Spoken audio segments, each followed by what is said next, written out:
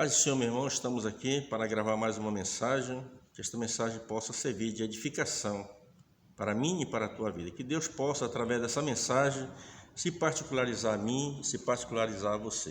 Eu estou com a minha Bíblia aberta aqui no Evangelho de Jesus Cristo, segundo escreveu o nosso irmão João, no capítulo de número 9, e o versículo 35. Apenas um versículo da palavra de Deus diz assim: E Jesus ouviu que tinha expulsado, encontrando, disse: Crê tu no Filho de Deus?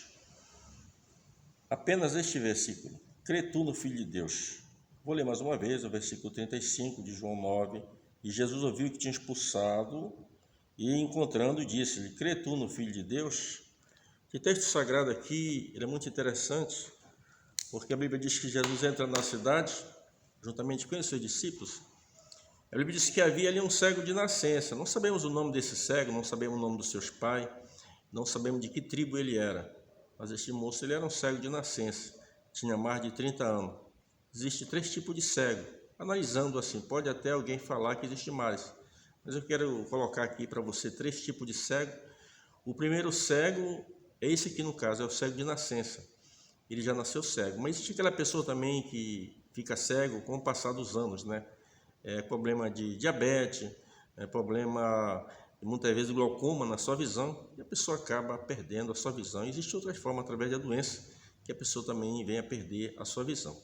E nós podemos observar que nos cegos, esse aqui ele era um cego e ele mendigava, mas nem todo cego é mendigo. Eu conheci na cidade de Monte Alegre, no estado do Pará, eu conheci ali um pastor, não vou mencionar o nome por questão de ética, né?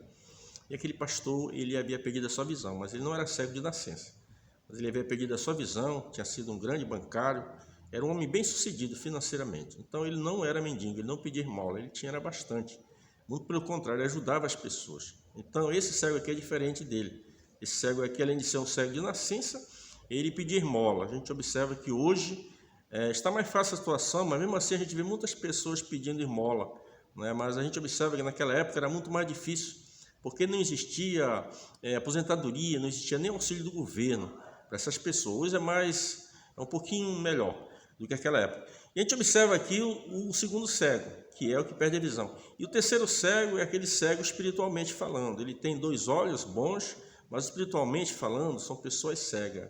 Eles não conseguem ver o reino de Deus, eles não conseguem ver Jesus como Salvador da humanidade. Alguns veem Jesus apenas como um profeta, mas Jesus é muito mais que um profeta, ele é o Salvador da humanidade. Ele veio este mundo, tomou forma de um homem para morrer em meu e em seu lugar, meu amigo, porque ele tem um plano de salvação na tua vida. Então a Bíblia diz que passando, Jesus viu ali um homem cego de nascença. Os discípulos agora, eles ficaram curiosos e perguntaram: Mestre, quem pecou? Esse ou seus pais para que nascesse cego? Jesus disse: nem ele nem seus pais pecou, mas é para que se manifeste nele a obra de Deus. Você observa que é muito comum isso, as pessoas vão visitar às vezes um enfermo na igreja, muitos irmãos evangélicos. Eu sou contra essa atitude.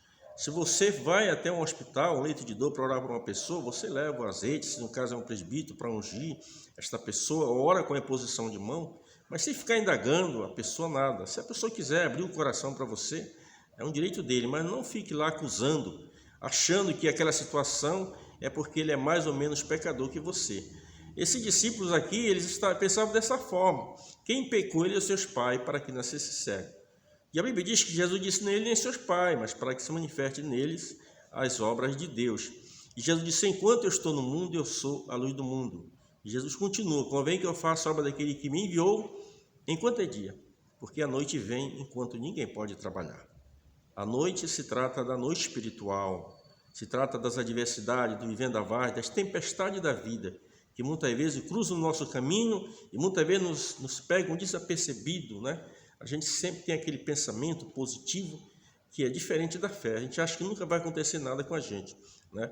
Então, a noite, chega as adversidades, os problemas, e aí a velhice também chega, o cansaço, a fadiga, e você vai perdendo aquelas forças que você tinha enquanto era jovem. Então, por isso que Jesus convém que eu faça enquanto é dia. Você, meu irmão, você, meu amigo, faça a obra de Deus enquanto você tem força.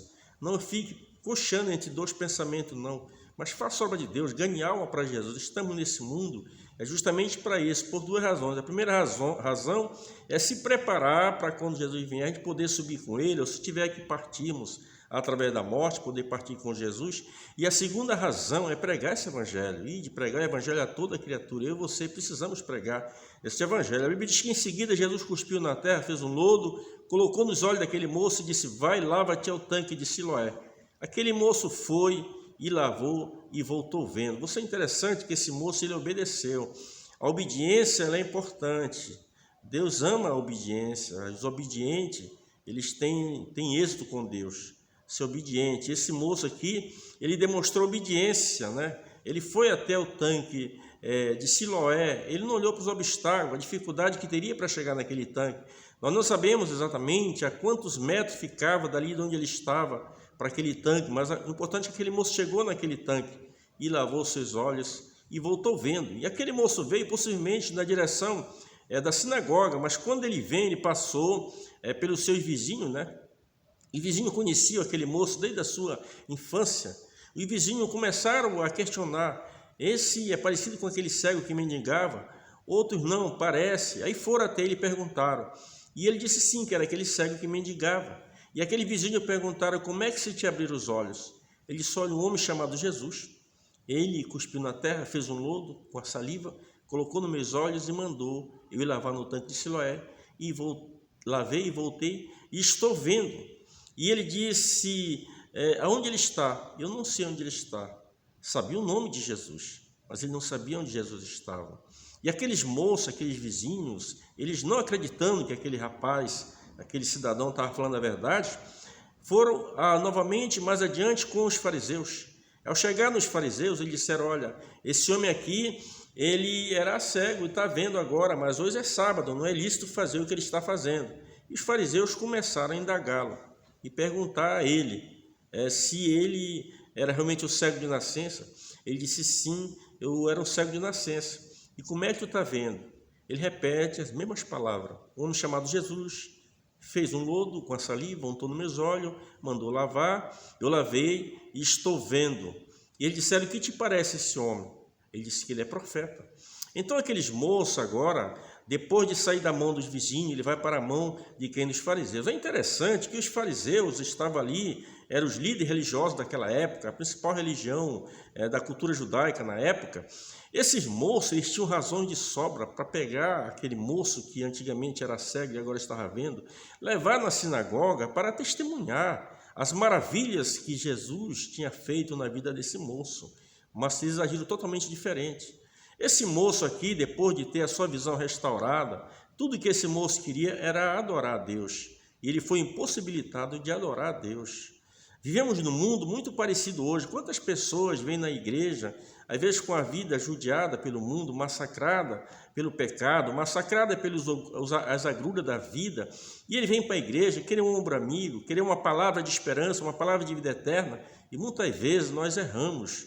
Não sabemos tratar essa pessoa com devido carinho, com devido respeito, em que a Bíblia nos orienta, nos ensina a tratar o nosso próximo, o nosso semelhante.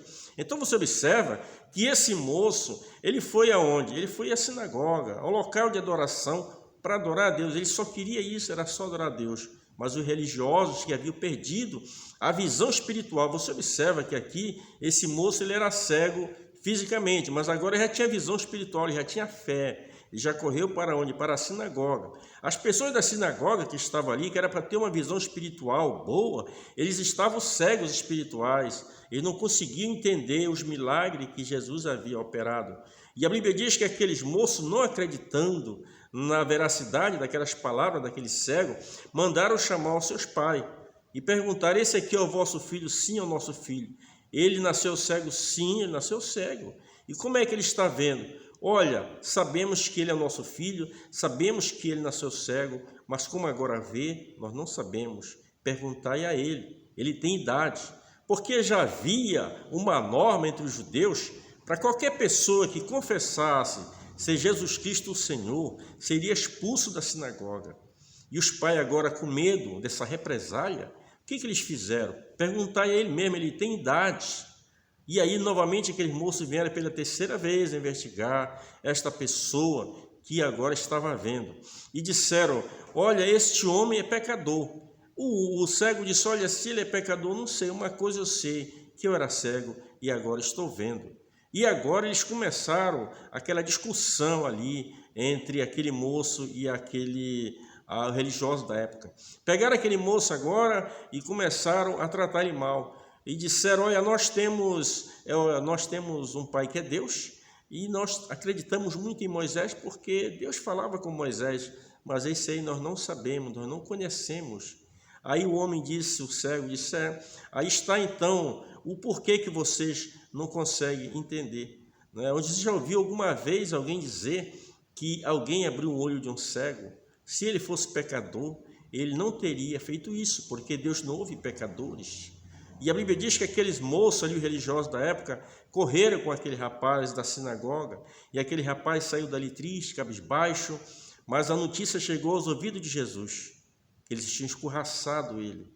Quantas pessoas que já vieram à igreja hoje estão parados, porque não receberam o tratamento digno? Há poucos dias eu trabalhava com um colega, e no final do serviço, é a primeira vez que eu trabalhei com ele, a gente começou a conversar e eu disse: o teu semblante é como de uma pessoa evangélica, tu és crente? Ele disse: eu estou parado por enquanto, eu não estou indo na igreja, mas eu sou um crente sim. Ele disse: o teu rosto assim brilha, parece um rosto de um servo de Deus. E aí ele me contou o momento que ele estava vivendo, tinha abandonado a igreja por perseguições dentro da igreja, Então é muito triste isso aqui, a gente lamenta que infelizmente tenha pessoas desse jeito. Só nos resta orar para que Deus possa abrir a mente desse pastor, abrir a mente desse líder do ciclo de oração, essa irmã que é líder do ciclo de oração, esse irmão que é líder da juventude, que é professor de escola dominical, que é líder da escola dominical, que possa ter uma visão diferente da visão daqueles fariseus dos dias de Jesus, para que não venha se repetir de termos que correr com as pessoas da igreja. Com muita dificuldade, nós estamos ao longo desses anos aí ganhando almas para Jesus, e a gente vê a grande dificuldade que é para ganhar uma alma para Jesus, mas para correr com meia dúzia, basta muitas vezes você, com palavras que não são edificantes, fazer as pessoas a desistir dos caminhos do Senhor. Então a gente observa que esse moço ele saiu dali triste. Você observa, a gente lê este texto sagrado, mas você não tem noção da alegria dentro daquele homem. Você imagina uma pessoa que nunca tinha visto a luz do dia, de repente agora podia contemplar o universo através dos seus olhos, ele podia contemplar as pessoas, aquilo que só talvez imaginasse, agora na realidade esse moço, a alegria era muito grande. Eu já vi experiência, às vezes, de orar por uma pessoa que está doente, com dor, e o Senhor Jesus cura na hora. Aquela pessoa chora, aquela pessoa glorifica a Deus. Eu já vi milagres extraordinários de pessoas cadeirantes. Uma certa feita numa conferência que teve ali na cidade de Macapá, o pastor Bernardo João pregando, as pessoas com cadeira de roda caminhando, e a gente vê esses milagres, a gente vê a glória de Deus tomar conta do ambiente. Você já imaginou a alegria desse moço para vir testemunhar das maravilhas que Jesus havia operado na sua vida? Infelizmente, ele foi impedido de dar esse testemunho, de falar dessa maravilha. E a Bíblia diz que agora Jesus vai ao encontro daquele moço, quando soube que havia expulsado ele da sinagoga, e Jesus chegou perto dele. Jesus: tu crê, tu no Filho de Deus? Ele disse: quem é ele, Senhor, para que eu creia? Jesus disse: tu já tem visto, e é o que está falando contigo. E aquele moço prostrou-se aos pés de Jesus e adorou. Aquele moço só queria adorar, ele não queria mais nada, ele não estava mendigando nada, ele só queria prestar um culto a Deus, ele só queria ser agradecido a Deus. O salmista no Salmo 103, o verso 1 e o verso 2, ele diz: bendiz, ó minha alma, o Senhor, e tudo que é mim, bendiga o seu santo nome. Bendiz, ó minha alma, o Senhor, e não se esqueça de nenhum de seus benefícios. Esse moço, ele não havia esquecido desse benefício que Deus havia obrado na sua vida, através deste milagre. E ele foi aonde? A sinagoga, ao local de adoração, para adorar a Deus. Ele só queria, mais uma vez eu repito, adorar a Deus, mas ele foi impedido. Jesus disse que os verdadeiros adoradores adorarão o Pai em espírito e em verdade. E Jesus agora deu uma palavra de conforto para aquele moço, e aquele moço saiu para a sua casa feliz, porque Jesus não nos abandona. O salmista no Salmo número 27 e o versículo 10, ele diz: porquanto, ainda que o meu pai e minha mãe me desamparem, o Senhor me acolherá. O Senhor diz também no livro do Evangelho de João, capítulo 6, tudo que o Pai me dá virá a mim, e quem vem a mim, de maneira nenhuma lançarei fora. Jesus nunca vai lançar você fora. Jesus continua te amando com amor eterno. Que Deus em Cristo nos abençoe, hoje e sempre. Amém.